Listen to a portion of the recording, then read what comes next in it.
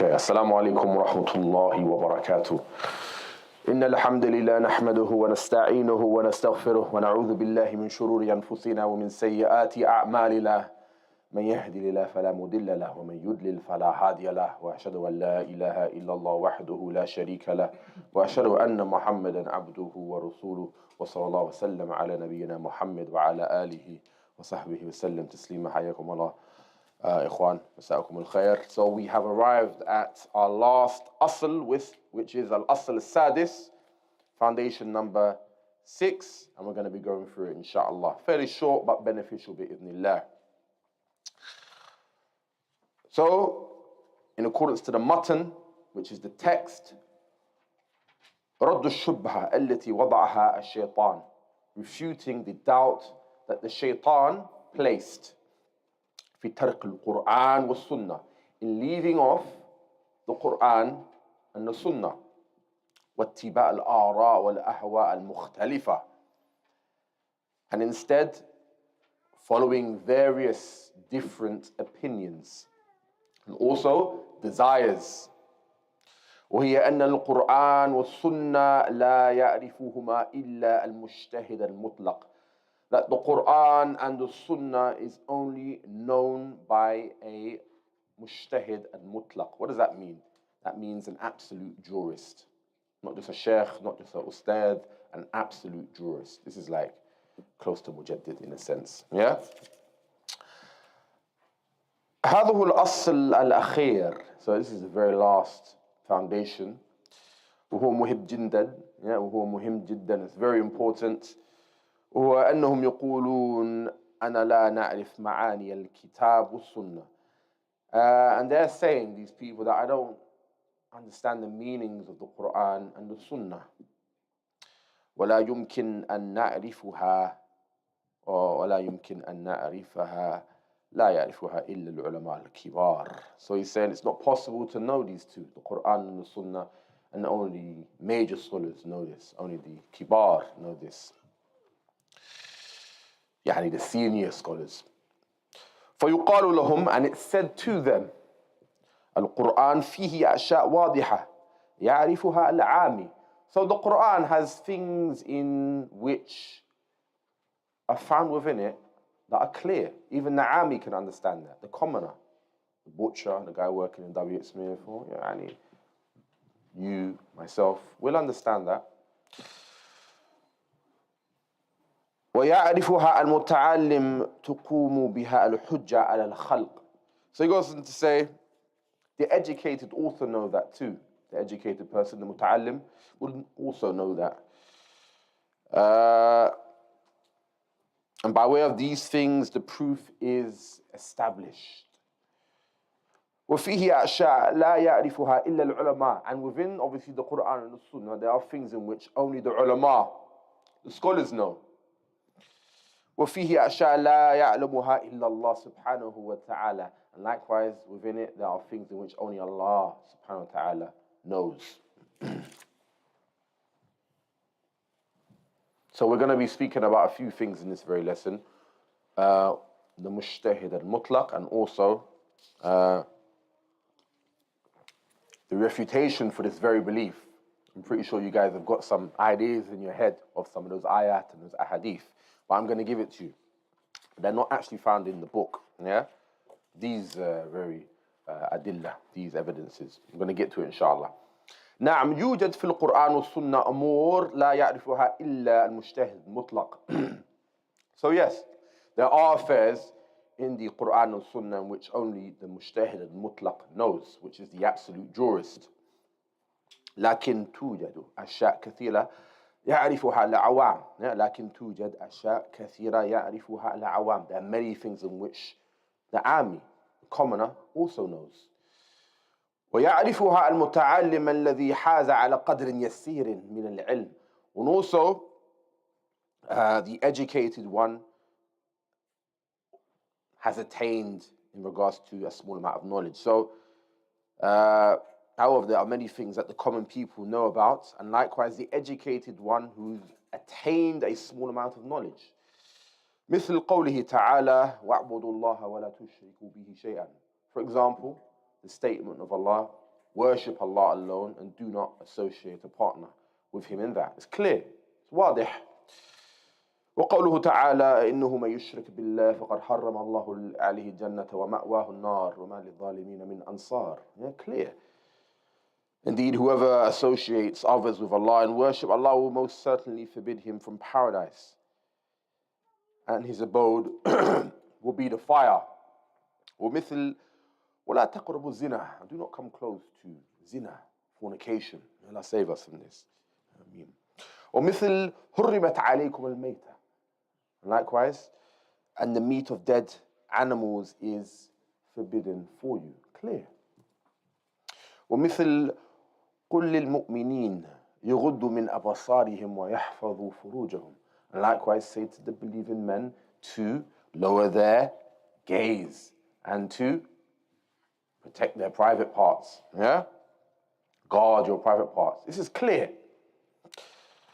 هذه أمور واضحة يعرفها العامي إذا سمعها. So likewise, these affairs are clear. If the Ami, the commoner, hears it, he understands it. والمتن, so he goes back to the actual text now if you look in your books. والمجتهد هو الموصوف بكذا وكذا أوصافا لعلها لا توجد تامة في أبي بكر وعمر. لعلها لا توجد في أبي بكر وعمر. So the unrestricted jurist is described as having such and such attributes that perhaps are not completely found in Abu Bakr or Umar. May Allah be pleased with them. يضعون شروطا للمجتهد المطلق. So they place these conditions for the absolute unrestricted jurist. قد لا توجد تامة في من هم من أفضل الناس. So you might find that the best of people don't even have these attributes. Yeah? Perhaps they're not even found within them. أفضل الناس مثل أبي بكر وعمر وهذه الشروط وضعوها من عند أنفسهم. And these conditions they placed effectively by way of their own selves on the people. Yeah? They stipulated their own sort of conditions. And the Prophet ﷺ, this is not in the book, actually said in the well-known hadith, كل شرط ليس في كتاب الله فهو باطل. Any statement not found in the book of Allah is falsehood. ويقول الله جل وعلا أفلا يتدبرون القرآن أفلا يتدبرون القرآن. Allah says, do they not contemplate over the Quran? هذا عام للمسلمين. This is general for the Muslims. كل يعرف من القرآن ما يسره الله. Yeah? كل يعرف من القرآن ما يسره الله. So everyone can somewhat understand what Allah is saying, yeah, to his own ability. فالعامي يحصل على ما يستطيع. So the Ami, the general sort of individual, he ascertains from it what he's able. والمتعلم يحصل على ما يستطيع. And the learned, educated one, he also ascertains from it what he can. والراسخ في العلم يحصل على ما يستطيع. And likewise, the well-grounded scholar ascertains from it what he is able to. And then Allah mentions in the Quran, أنزل من السماء ماء فسالت أودية بقدرها. For example, and he brings a parable, he sends down rain from the sky, causing each valley to flow according to its capacity. Yeah? Some people have a capacity of this amount of knowledge and understanding, some are like this, and إلى آخره, as you all know. كل واد يأخذ من سيل قدره. So Allah sent down in every heart, effectively takes from it and has its set portion. كذلك العلم أنزله الله وكل قلب يأخذ منه بقدر. Yes. So Allah sent down and every heart takes from it a set portion. The heart of the common person, the educated, the scholar, وقلب المتعلم وقلب العالم وقلب الراسخ في العلم كل واحد يأخذ بقدره ما أعطاه الله من الفهم. So the educated, the scholar, the firmly grounded in knowledge, everyone takes his portion according to what Allah has given him from comprehension and understanding. Okay, so, you know, we're going to get straight to the notes.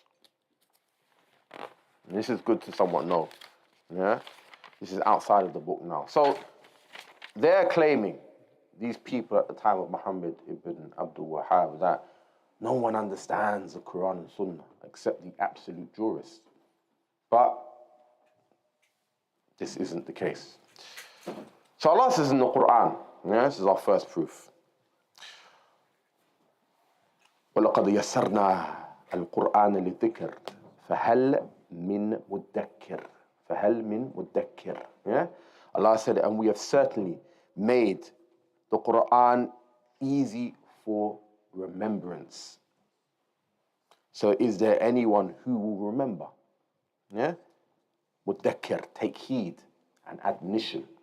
Surah Al-Qamar, verse 17. So the Quran is easy for remembrance. It's easy for memorization.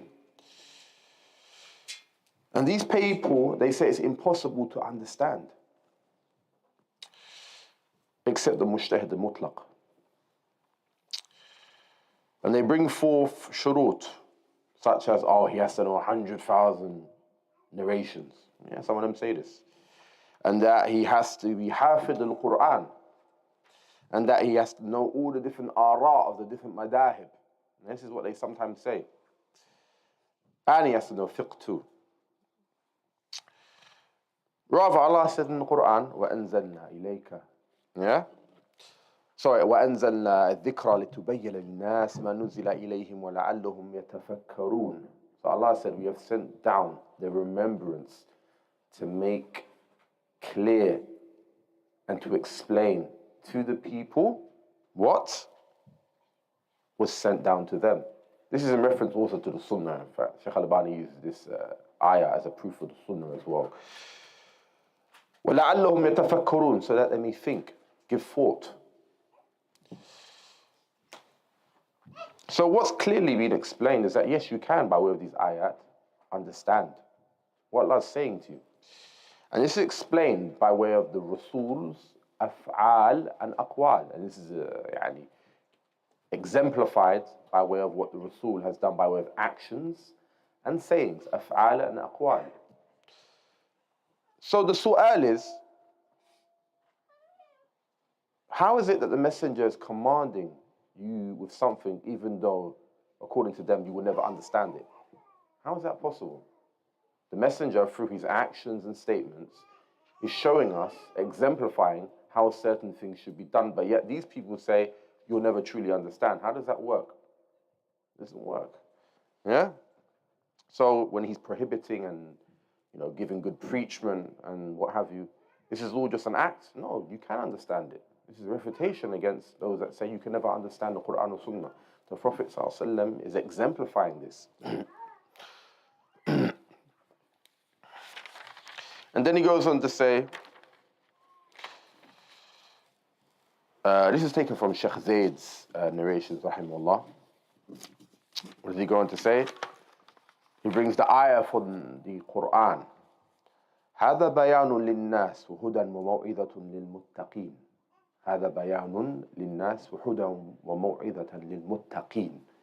He goes on to say, هذا بيان, i.e. the Quran is a clarification. Look at that. Clear. هذا بيان للناس. It's a clarification for the people. وهدى ورحمة. وموعظة للمتقين. It's a clear statement to you all. A guidance, huda, and maw'idah, instruction, للمتقين. For those that observe piety, that are conscious of Allah. So how can the Quran be a bayan, but at the same time impossible to understand? This is innuendo.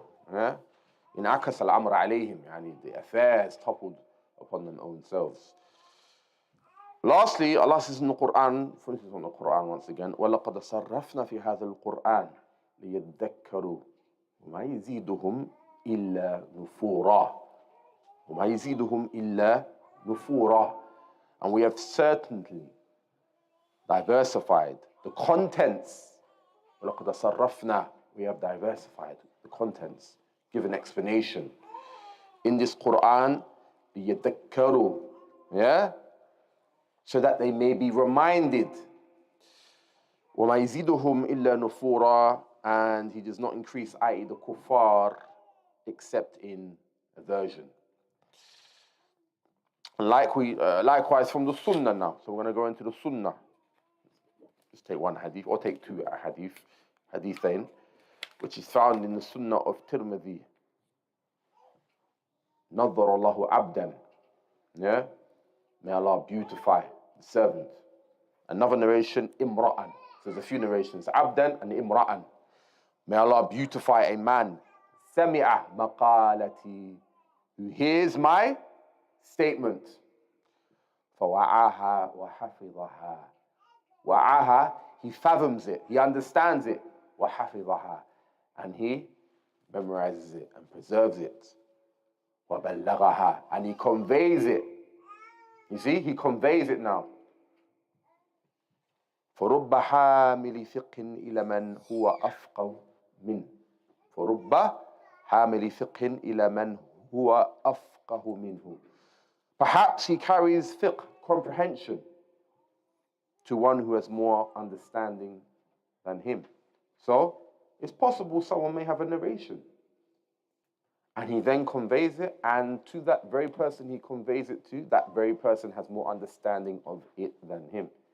So how is it possible that these people say you can never understand the Quran or Sunnah when the Prophet ﷺ is telling us there will be people that will have narrations and pass it on to people more understanding than them?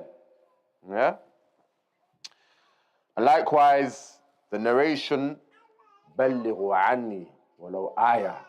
بَلِّغُوا عَنِّي وَلَوْ آيَةً. Convey from me even if it be a verse. وَحَدِّثُ عَنْ بَنِي إِسْرَائِيلِ وَلَا حَرَجٍ. And narrate from the people of Israel, Bani Israel, وَلَا حَرَجٍ. And there's no blame in that. وَمَنْ كَذَّبَ عَلَيْهِ وَمَنْ كَذَّبَ عَلَيْهَا مُتَعَمِّدًا فَلْيَتَبَوَّأَ مَقْعَدُهُ مِنَ النَّارِ. And whosoever lies against me intentionally, then let him take a seat in the fire. So, the Prophet, peace be upon him, is telling us convey. Yeah? Wala haraj, and there's no blame in that. Why would he tell you to convey it if you didn't understand it? Because you can understand it. Yeah? As for example, setting other ayat and bringing fruits of particular verses, then yes, scholars will bring forth these things. For example, I remember Shaykh Ali Nasr al-Faqih, he always used to say this, like for example, the ayah, وَالسَّارِقُ وَالسَّارِقَةُ فَقَطَعُوا أَيْدِيَهُمَا. For example, the male and the female thief, if they're caught stealing, obviously if it reaches a certain amount, then cut their hand. What does this ayah bring in terms of fruit and benefit? We're all thinking, how? Is there fruit in this in regards to a refutation anyway? There's a refutation in this. It's a rad ala khawarij. How is it a rad ala khawarij? Because sariqa is a major sin. To steal is a major sin. I'm not talking about a penny sweet or something. I'm talking about major, items and merchandise. It's a major sin in Islam. And the Khawarij, they say that for a major sin, you are to be killed. But here, Allah is not saying that the one who perpetrates a major sin is to be killed. He's rather saying his hands or her hands should be chopped off. So it's a rad ala Khawarij, ala qawlihim, man itarkaba kabiratan min al-kaba'ir fayuqtal. Yeah, so it's a refutation. For example, that's the benefit an alim can bring. But as for Ami, you would never see that. Sah? Never see that. Yeah? Okay. And then going back to the actual text here. أما أنه لا يفهم شيء من القرآن إلا المجتهد المطلق. As for the saying, no one understands anything from the Quran except the unrestricted jurist, which we've just refuted clearly here. فهذا كلام غير صحيح. This speech is not correct. It's not sound. ويقولون, and they are saying, محاولة فهم القرآن من التكليف ما لا يستطاع. So basically, trying to understand the Quran is an unpractical burden. This is what they're saying. والشروط التي ذكرها العلماء, and the conditions in which the scholars are mentioning or have mentioned. وقالوا لابد أن تتوفر في المفتي يريدون بها المجتهد المطلق ولا يريدون أنها لابد أن تتوفر في كل من يريد أن يتدبر القرآن ويستفيد منه. So he goes on to say the conditions that the scholars say are incompetent upon the mufti to fulfill are for the unrestricted jurists, and they do not intend every person who wants to contemplate and benefit from the Quran.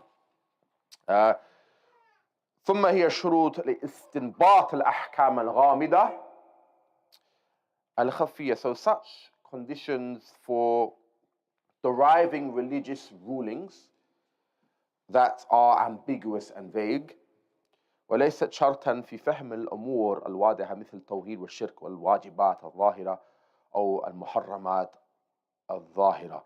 So they are not the conditions for understanding clear issues like Tawheed and Shirk. You don't have to be a Mujtahid al-Mutlaq to know that you only worship Allah alone.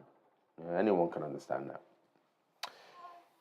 And Shirk and all the clear-cut obligations and prohibitions. And then he brings the verse, it goes back to the actual text now.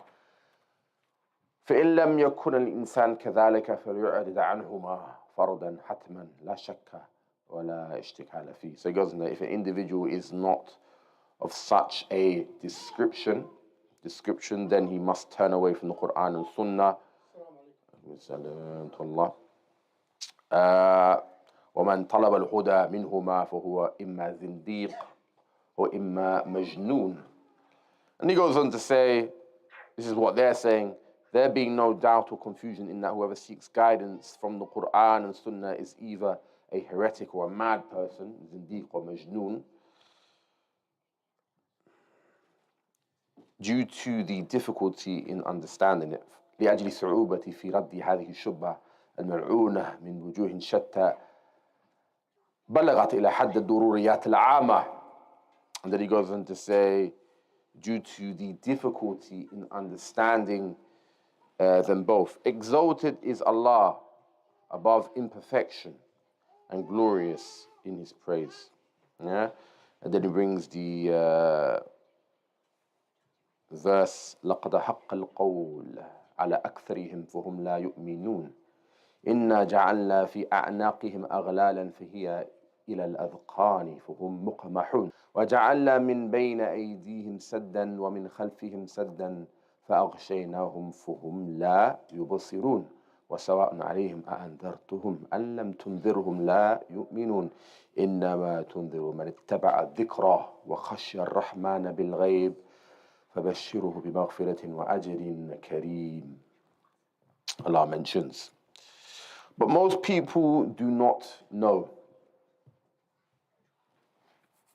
Indeed, a verdict or punishment was passed against most of them because they refused to believe. Indeed, we placed around their necks iron collars that reached chins and forced their head to face upwards. And we placed a barrier before and behind them and covered them so they cannot see. It is the same to them whether you warn them or not. They will not believe.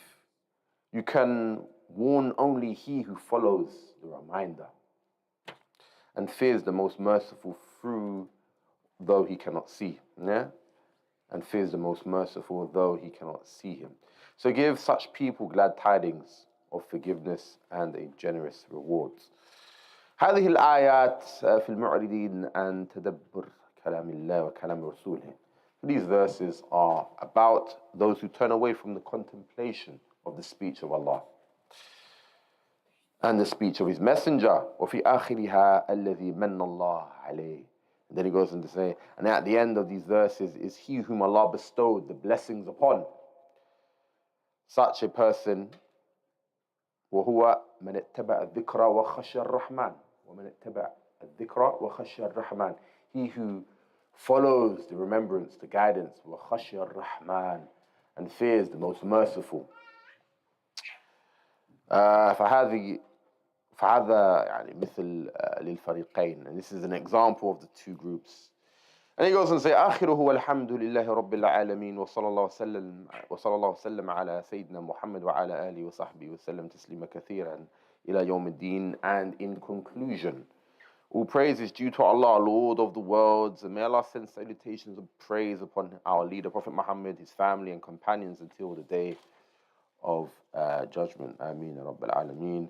وختم الرسالة بمثل ما بدأها بحمد الله والصلاة والسلام على رسوله وهذا من محاسن التأليف وتعليم وذلك بالثناء على الله أولا وآخرا. So he concluded this treaty with the likes of what he began it with, by praising Allah and sending salutations, peace and prayers upon his messenger. And this is from the beauty of authority and teaching, that Allah is praised from the onset and towards the end. صلى الله على سيدنا محمد وعلى آله وصحبه ومن اهتدى بهدي وصار على نهجه وتمسك بسنته إلى يوم الدين والحمد لله رب العالمين. So may salutations of praise and peace be upon his messenger, the teacher of goodness and caller to Allah, upon his family, companions, and those who are guided by his guidance, and those who tread his path and hold firm to his sunnah until the day of judgment. And all praise is due to Allah, Lord of the worlds. But it doesn't end there. We've got some other notes in regards to some of the Imām. I should have brought this last lesson, but I'll bring it now. Yeah, it's additional. And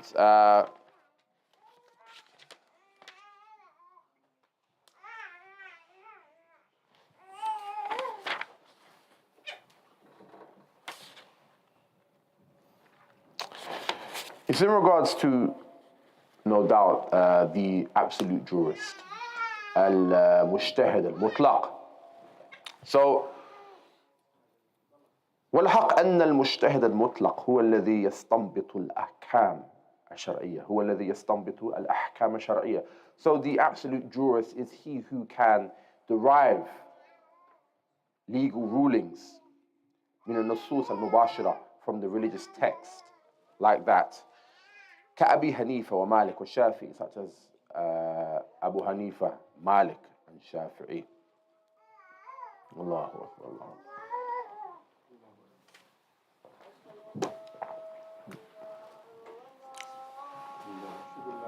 شنو ولا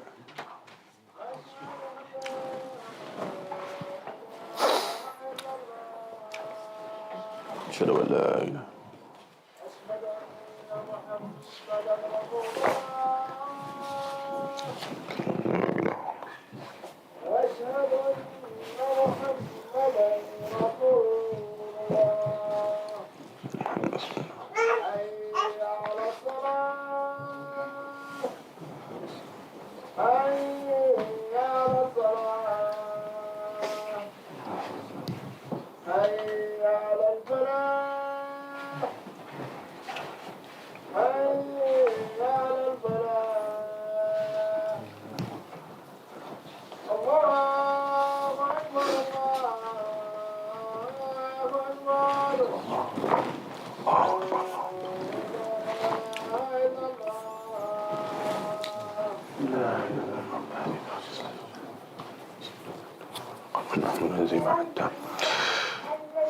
So basically, we're talking about the actual true mujtahid al-mutlaq. So, no doubt, Abu Hanifa, Malik, Shafi'i, Thawri, these were individuals. Yeah, true jurists. And it isn't far-fetched that they are Muslims that hold this position. He goes on to say, وَقَدْ ذَكْرَ السَّنْعَانِ أَنَّ الْمُجْتَهِدْ لَهُ شُرُوطٌ مِنْهَا. So that there are shurut, there are conditions. Imam San'ani has mentioned. أولاً, the first one is يفهم لغة العربية, that he understands the Arabic language. أولاً يفهم لغة العربية, he understands the Arabic language. فهماً واسعاً, he has a broad, surplus amount of knowledge in regards to the Arabic language. لابد له من معرفة الأصول الفقه, and it's a must that he has understanding of the foundations of jurisprudence. أصول الفقه حتى يستطيع التعامل مع نصوص الكتاب والسنة, in order to be able to understand the text of the Quran and Sunnah Also, 3, أن يعرف من علم البيان وعلم المعاني ما يستطيع. To know علم البيان, science and eloquence, and enough ilm of the meanings of the Arabic vocabulary that will allow him to understand the text of the Quran and Sunnah, and also معرفة الأحاديث المبينة المبينة للأحكام ومعرفة صحيحها من ضعيفها. Also having the ilm of hadith, narrations of the Rasul alayhi salatu wasalam, the sound and authentic ones and also the non-authentic ones. فإن وجدت هذه الآلات في رجل قد وهبه الله القوة البصر والنظر فهذا هو المجتهد. So if you find an individual that has these tools of great strength and insight and vision in regards to being a mujtahid, he goes on to say,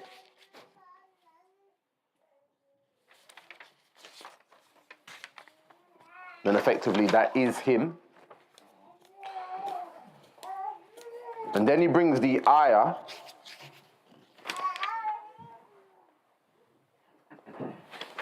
Yes.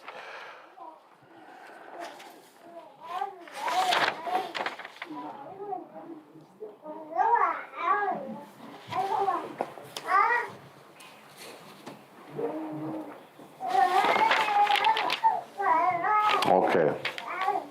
So those very 3 things there. يفهم لغة عربية، يعرف علم البيان وعلم المعاني ومعرفة الأحاديث للأحكام, and also the sahih ones and the inauthentic ones, the da'if ones. And then in regards to this very issue here of Imam Ahmad bin Hanbal rahimahullah,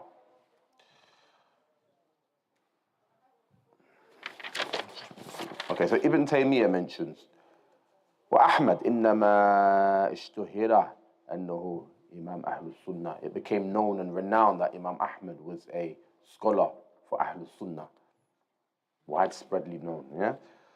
والصابر على مهنة لما ظهرت مهنة الجهمية الذين ينفون صفات الله. And he was patient. He was a patient one with the tribulation and trials of the Jahmiyyah as they appeared, those who negated the attributes of Allah subhanahu wa ta'ala. ويقولون إن الله لا يراه ولا يراه. إن الله لا يراه. This is what they're saying in the Jahmiyyah, that Allah will not be seen. في الآخرة, in the afterlife. وأن القرآن ليس هو كلام الله, and that the Quran is not the speech of Allah. بل هو مخلوق من المخلوقات. It's a creation from the creations. This is what they're saying. وأضلوا بعض ولاة الأمر, and they effectively misguided some of those in authority at the time. فامتحنوا الناس بالرغبة والرهبة. And it became so that the people were tested through aspiration, hope, awe, and fear. فمن الناس من أجابهم رغبة ومن الناس من أجابهم رهبة ومنهم من اختفى فلم يظهر لهم. So thus from the people were those who responded to them out of aspiration, يعني hope, and from them were those who responded to them out of awe and fear, and from them were those who went into hiding and did not effectively reveal themselves to them. So some people were fearful of their faith at that time. And they cut off means of sustenance, and whoever did not respond to them and they were removed from their delegated positions. If they didn't take the position of خلق القرآن, they were removed from their positions. والمهنة مشهورة معروفة كانت في إمارة المأمون والمعتصم والواثق ثم رفعها المتوكل. So this tribulation is well known and famous. It took place in the rulership of Ma'mun, Mu'tasim and Wathiq, and was removed by Mutawakkil.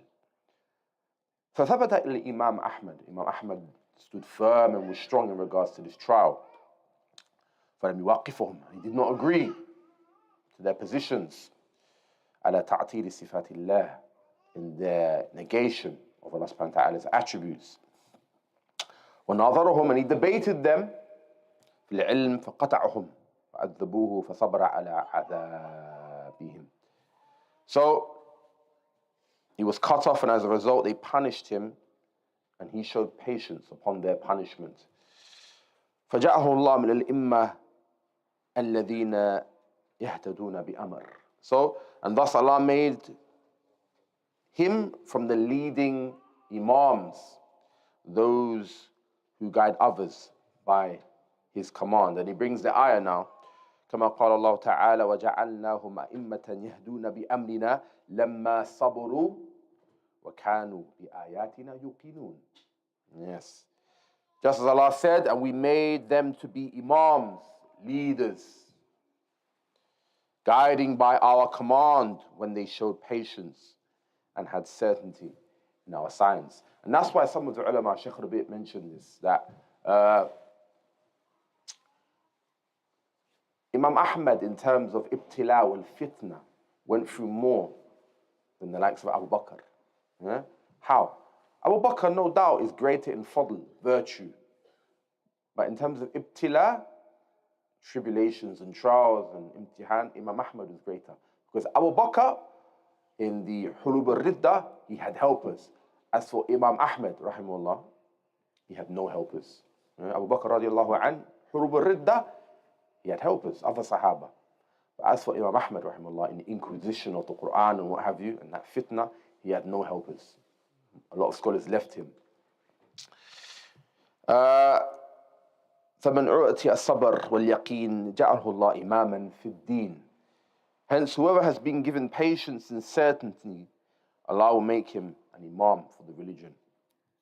وَكَانُوا بِآيَاتِنَا يُقِنُونَ, as Allah said.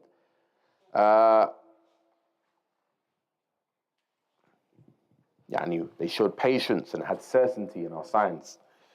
أي وصلوا في الإيمان بآيات الله إلى درجة اليقين. They reached a level of faith which amounted to certainty. وهو العلم التام الموجب للعمل. And this is obviously complete knowledge in a sense that brings about good action. وإنما وصلوا إلى درجة اليقين. Verily they arrived at the level of yaqeen, certainty, لأنهم تعلموا تعليما صحيحا, because they learned the correct knowledge. وأخذوا المسائل عن أدلتها المفيدة لليقين. Because they took the religious affairs back to its evidences, which are beneficial and brought about certainty. فما زالوا يتعلمون المسائل ويستدلون عليها بكثرة الدلائل حتى وصلوا لذاك فالصبر واليقين تنال الإمامة في الدين. So he goes on to say lastly, so they continue to learn these topics in such a manner and use the vast number of correct evidences for them until they reach that level, which was through patience and certainty or certitude, the leadership, imama, in deen is attained. This is the true mujtahid mutlaq. They go through these trials and tribulations, such as Imam Ahmad rahimahullah.